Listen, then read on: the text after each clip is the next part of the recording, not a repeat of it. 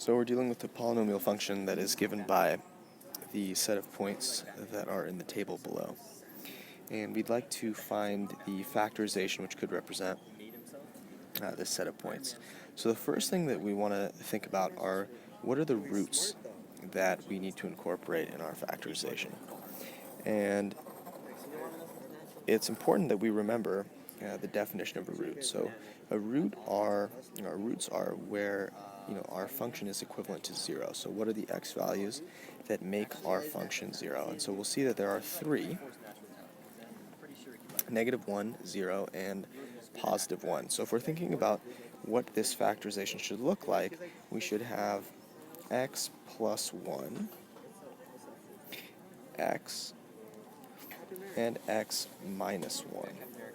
Those are the non-negotiable factors that we need to have in order to have those roots. So if we go through our answer choices, we can just quickly eliminate a couple. So A definitely can't be.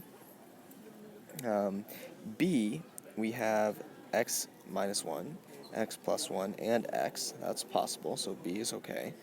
C, that has an x minus 2 factor, so that can't be. And D, we notice that we have x minus 1, x plus 1, and then x squared. And so notice that this is still a possibility because we have all three factors. Simply because we have x squared, which means that we have a multiplicity 2 factor, doesn't mean that we should exclude this possibility. What we now want to check is in between B and D, which one will give us the other 2 points that we're looking for. So now we want to consider what should happen if we plug in -2. Well, if we plug -2 into our function, we should get +12. So let's first check B.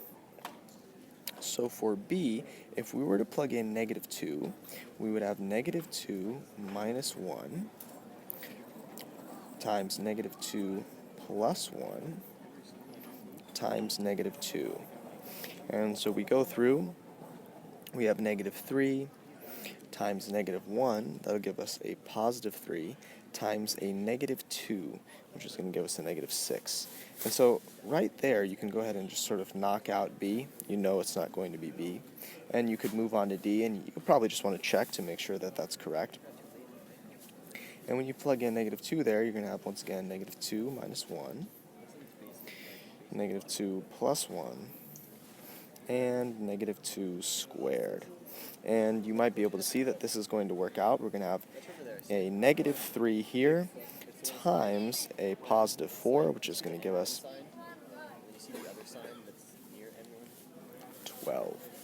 I think I may have misspoken there. So it's going to be -3 times -1, which is a +3, and then times 4, which is going to give us 12. And so this is going to work out just perfectly, and so we'll go ahead and select answer choice D.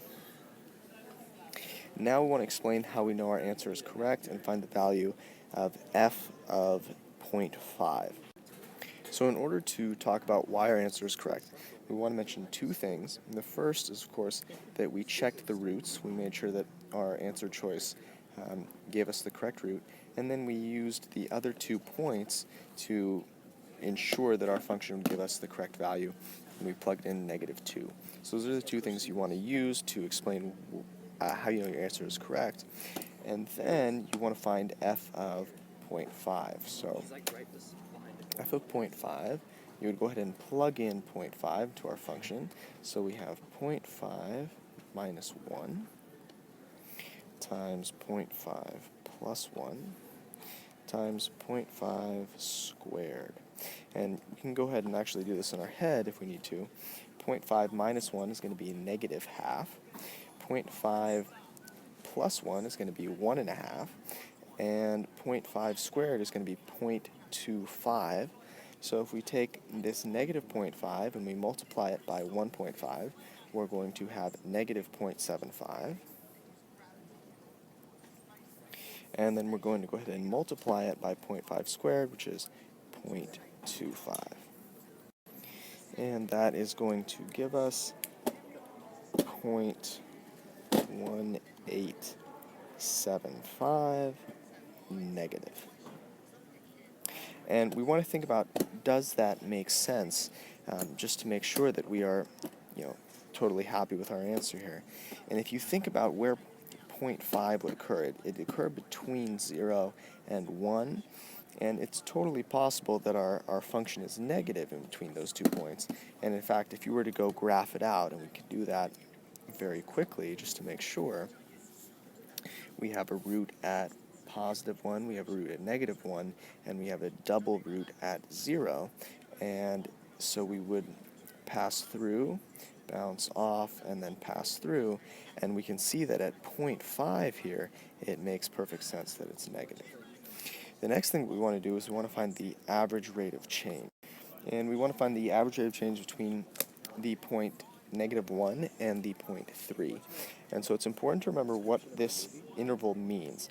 This is our starting point. This is the x value, where x is equal to -1.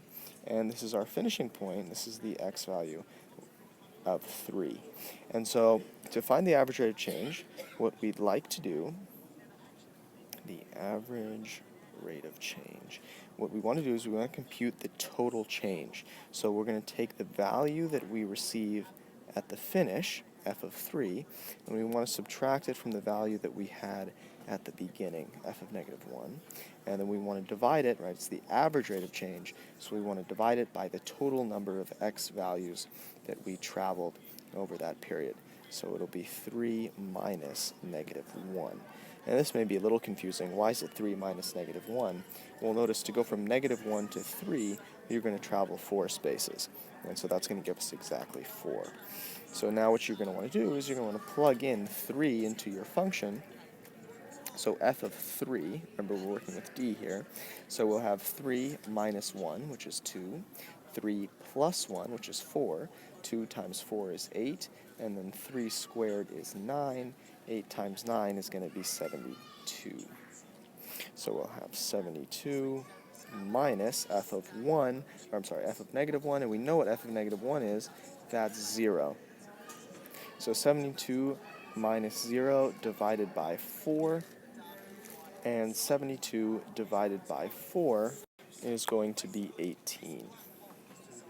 So the average rate of change over that interval from -1 to 3 is going to be 18.